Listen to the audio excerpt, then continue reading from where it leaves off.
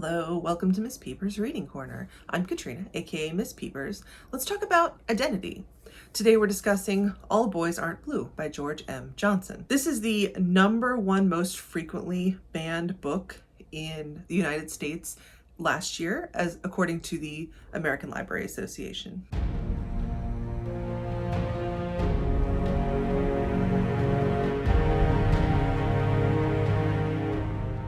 This is a memoir manifesto, the author's own words, about growing up Black and queer and having to learn how to be both of those things, but also not be limited by both of those things. Why was this book banned? Well, if you've been following along this month, it should not surprise you that a book written by a queer author about their queer experience, also a Black author about their Black experience, that's going to be a target for censorship. This book has also been challenged for its sexual content, and I do want to talk about that. George M. Johnson was 33 when they wrote this memoir, and even in the book, they comment that it feels a little weird to be so young and writing a memoir.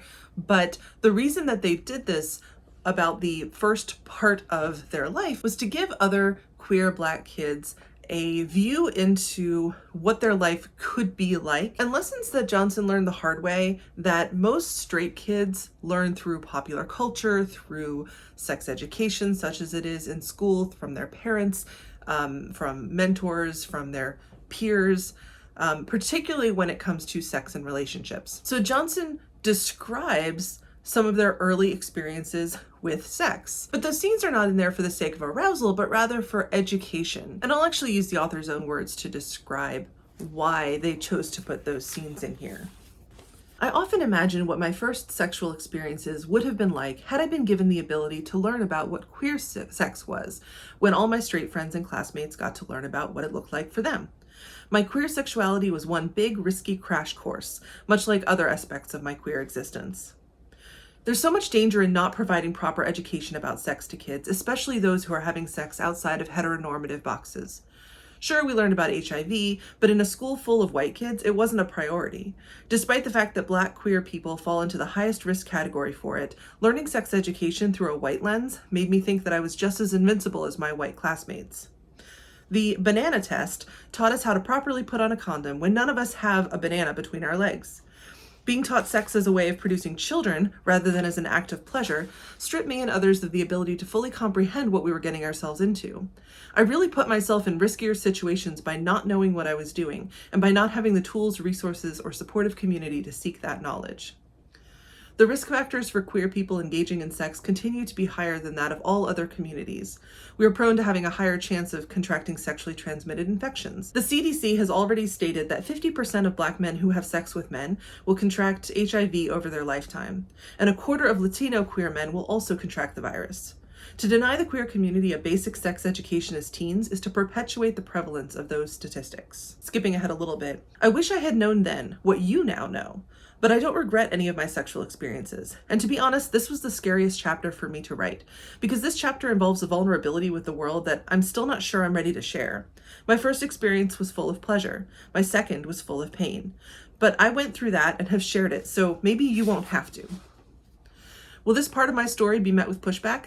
Absolutely, but I'll be damned if I don't tell it because of fear. My greatest fear is that queer teens will be left to trial and error in their sexual experience.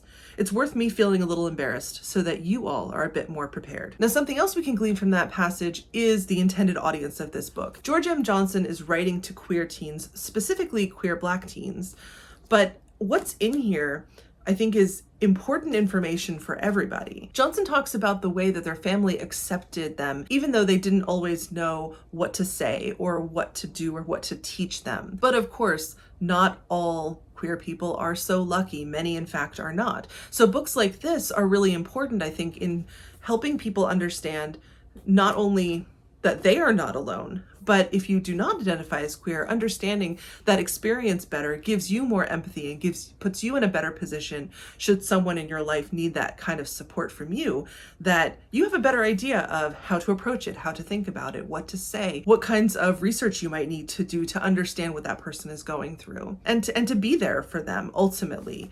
That unconditional love, even when members of the family didn't understand fully where Johnson or other family members were coming from, that love is so important, and it can push people through to that acceptance, to that understanding, to saying, yes, I love all of you. I love you for who you are, and I understand who you are.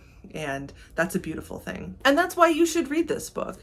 No matter who you are, no matter how old you are, no matter what your identities are, this is such a beautiful step towards making the teen queer experience in particular better, generation over generation. So let me know, have you read All Boys Aren't Blue by George M. Johnson? If so, let me know what you think in the comments. Either way, whatever you do, please keep reading.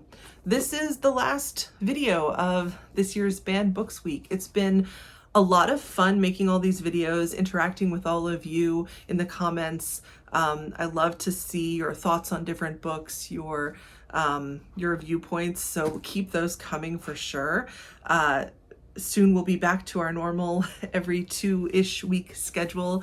So this has been a lot of fun, but also it'll be nice to ramp down a little bit for the rest of the year. So please keep reading, whatever you do. Read banned books, support authors, support diversity, in particular, support your libraries, support your schools, and I will see you in the next one.